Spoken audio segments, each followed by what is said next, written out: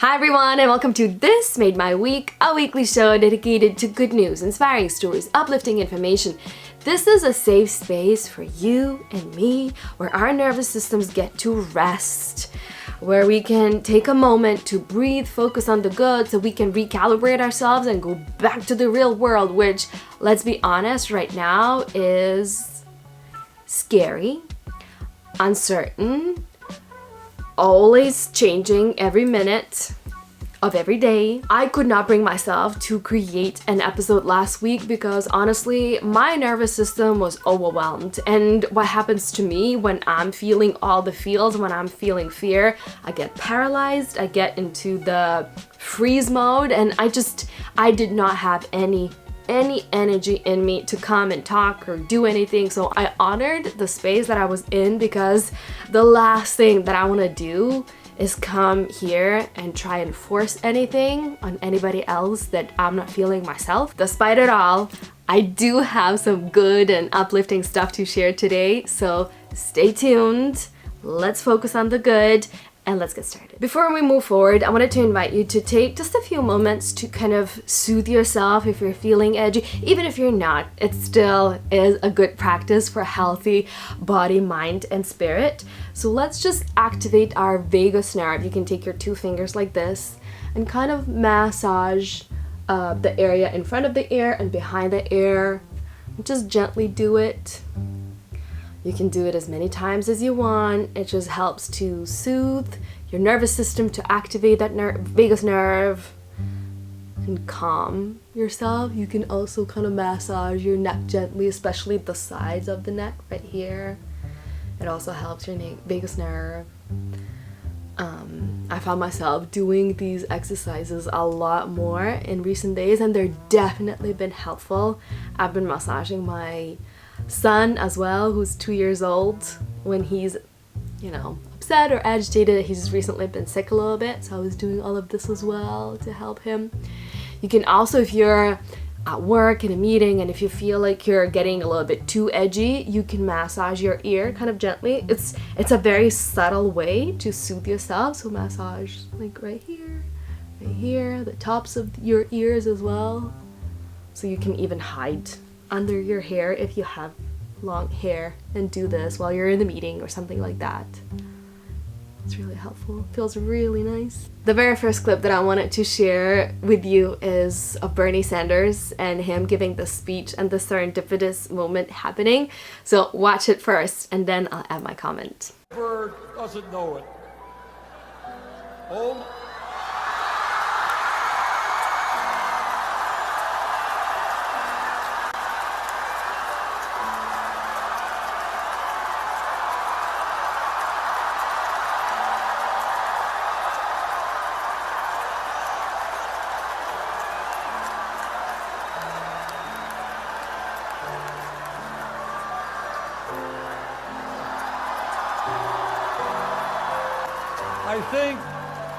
I think there may be some symbolism here. I know it doesn't look like it, but that bird is really a dove asking us for world peace. No more wars.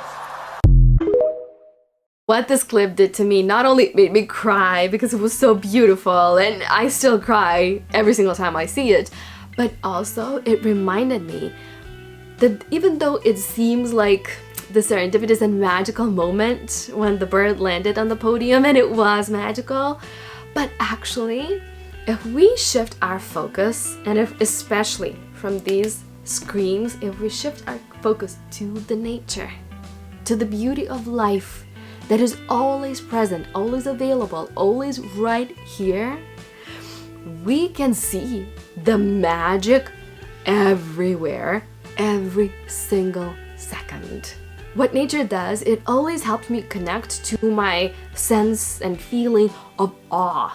Because if I do pay attention to the present moment and to what is happening right now, I'm always in awe of this perfect order, perfect balance of this effortless creation that is, again, everywhere around us. So this moment, seeing this clip reminded me of that, and it took my brain from the fight, flight, freeze, from the fight, from the control, to the state of this relaxation, trust, surrender, and grace. This clip reminded me of my curiosity, so it kind of opened something inside of me, and I started looking for more beautiful things, and I stumbled upon a few artists that totally made my week, and it made it shifted how I feel inside. I'm so grateful for that, and I really wanted to share with you because they're so inspiring and so creative. And I want to start with this woman who is making this temporary art from nature. So what she does, she goes everywhere she walks, she collects pieces of nature, whether that's a leaf, a piece of wood, a rock, a flower, anything. And then she assembles a beautiful piece of art on the paper. And then, instead of keeping it, trying to glue it together, no, she puts it. She takes a photo, she takes a video, and then she releases it. She destroys the art, destroys the creation, because she gets it. She knows that everything is meant to be released. We cannot hold on to anything, we cannot control anything. So this is her way of practicing this release and let it go.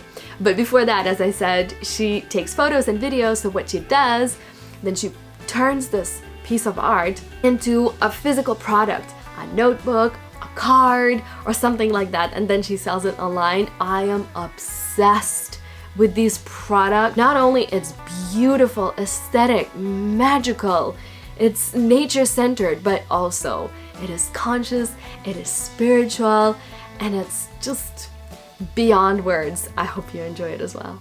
Another artist that I discovered, she makes me feel so many feelings all at once because I want to giggle, I am curious, she puts me in this childlike state, but also it gives me the ick, it gives me discomfort, it gives me this kind of feeling. Her whole thing is about creating uncomfortable things. Check this out. Aren't these just awful? Aren't these just the worst inventions you can imagine? It gives me this cringe. And it's so good at the same time. I cannot stop looking at it. It hurts my eyes, it hurts my insides, and yet I cannot stop looking. And this is what art is supposed to do, right? It's supposed to make us feel something, and boy, does it make me feel. Her name's Caterina Camprani. I'm not sure how to pronounce it, but she's based in Athens, and you can go and check her Instagram out and her website out as well. I'm gonna leave all the information in the description below. Show her some love if you are as big of a fan as I am. Another artist that totally made my week, and he made me smile and kind of soft inside at the same time, is Andres Moskin. I'm not sure how to pronounce it, but he's Ukrainian fashion designer, and he just presented his new collection at the Ukrainian Fashion Week. And he created these adaptive clothes for men, it's menswear. And who walked the runway, you ask? These are Ukrainian war veterans. You can see it in this clip. Well, first of all, that the clothing, like all the clothes, are amazing. Beautiful, beautiful colors, beautiful shapes. I'm a huge fan. I would love if my husband would wear something like that. Also, these models, gorgeous as well. Let's acknowledge that. And right now, this collection is so popular, and all the magazines, Vogue, Forbes magazine, Esquire, everyone's talking about it. It's all over the internet. And also it is loved not just by people, but by President Zelensky himself. This is Zelensky wearing one of the Andreas Moskin shirts at the meeting with President Biden and Jill Biden, and representing Ukrainian fashion. Art has such a power not only to make us feel a certain way, but also send the message to the world. And this collection certainly put everyone's eyes on Ukraine, on the tragedy that they're living every single day, and on the creativity and freedom that people still feel inside, and they create and they make fashion, they make art, no matter what. That is true freedom. I think I discovered one of my favorite artists. His name is Jean-Michel. Have you heard of him? I've never heard of him before. Like, I've seen his art. I recognize the skull painting, but I did not know anything about his life, about him, and he appeared on my YouTube page this week. Thank you to algorithm. And I started deep diving into his life, into his creation, into his process, into his thinking, and oh my gosh, what a talent, what a genius. I was captivated by how he creates and how he gathers information and how he observes the world and uses everything that he sees to make the art and to spread his message. And mostly his artwork is about African American experience and about African American people, about his life, of course. It is full of symbols. It's very symbolic work, but everything is so intentional, and every single detail in his work has meaning, has a message behind it. And the way he crafts and orchestrates everything, the way he assembles different textures, different techniques, he incorporates words, so he writes letters, everything. Like, I want to study his work even more. I feel like I just discovered the tip of the iceberg, and I want to dive deeper into his work. And I'm also so inspired by him when it comes to my creation as well. When it comes to creating even these videos and my approach to it, my intentionality behind it. So I'm just obsessed with him right now. So if you want to discover also a genius, if you want to learn about an interesting mind, he is one to study, to understand, and to learn from. One of the things that he said that became a famous quote is, "The more I paint, the more I like everything." And I really feel it as well. The more I create as well, whether that's this show or something else, the more I like myself, the more I like creative process, and the more I like the world and people and everything around me. That's the beauty of art and creation. Our essence requires us to create because we were born out of creativity, so it's wired in all of us. I always say it in my work when I work with my clients, like, I truly believe that we come here to play and to create, to express ourselves and just have fun with this crazy experience of life.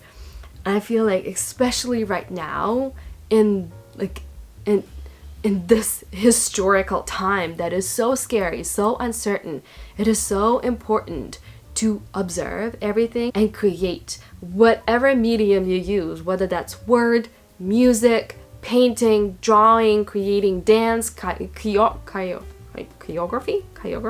Is that basically dancing movement? Whatever you choose, it is so important for us to express ourselves. That is our essence. That is what we're wired to do, to come and live these ideas that come to us and only to us. When we have an idea, it comes to us because it wants to materialize through us. So he is teaching me that this week as well. He is making me think deep and observe as well, and I'm really grateful for that. And I am better because I discovered Basquiat this week. Totally made my week. And finally, talking about my art. So if you watch the show, you know that last year I attended these improv classes. So it's almost like 5-6 month long course that you take, and you go and you learn to improvise, to act on stage, different scenes, to talk, to express yourself, be in the flow state, all of that beautiful stuff. I stayed in touch with our teacher, Arūnas Sakalauskas. He's an actor here in Lithuania. And I went to the theater a month or so ago, and while I was watching this theater, I had an idea that I have this material and I have this course about emotions and emotional intelligence, about feeling emotions, processing emotions, and I created this course because there are so many assumptions and misconceptions that are everywhere in our culture, in our society, in our psyches, and so many like inaccuracies that we all believe and that I see in my work that people have. So I created this course about emotions, and I reached out to my teacher because I thought it would be wonderful to match emotions and the art of improvisation, because when you improvise, you gotta be in this state of flow and you have to express whatever you're feeling in the moment, whatever is coming up to you. And you have to be it in the moment. When you're in an emotional state, you're so much in the flow zone, because when you're emotional in the first 60 to 90 seconds, you cannot control your emotion. You feel what you feel. Only when you kind of calm down a little bit after 90 seconds of feeling it, then your prefrontal cortex becomes active again, so you can think rationally, so you can, decide what to do, if you need to do anything, etc., etc. Anyways, and I did teach a class last week, and it was so much fun. Oh my goodness, I had the best time, and it was so interesting for me as well to be in this creative process. How can I present this theory, this information, but in a creative way, and allow students to experience it, not only just to hear it and learn it, but to experience it through the art of improvisation. So I was in my creative zone together with students. We created this, moment, this class that was one of a kind, because it will never happen again with these people. So I definitely was in a state of flow, in the creative energy, and I had so much fun, and it totally made my week, and I want to do more of it. So hopefully, fingers crossed, this manifests into something bigger. Okay, my friends, those were all the things that made my week, and I hope that you are feeling a little bit calmer. You have some artists that you can go and check out and immerse yourself into art and kind of relax a little bit and forget the crazy political stuff that's happening, or anything that's happening in your life that you're not, so happy about it. So take a moment to enjoy this moment. Take a moment to enjoy the art, the nature. Go ahead, make your own week, make someone's week. Why? Because you can. That's why. That's good enough of a reason. Come back next week if you want more information, or rewatch my old videos. I'll see you next week for sure. It's a special episode, by the way, because I'm hitting 1 year anniversary with This Made My Week, so you don't want to miss that. I'll see you then. Bye.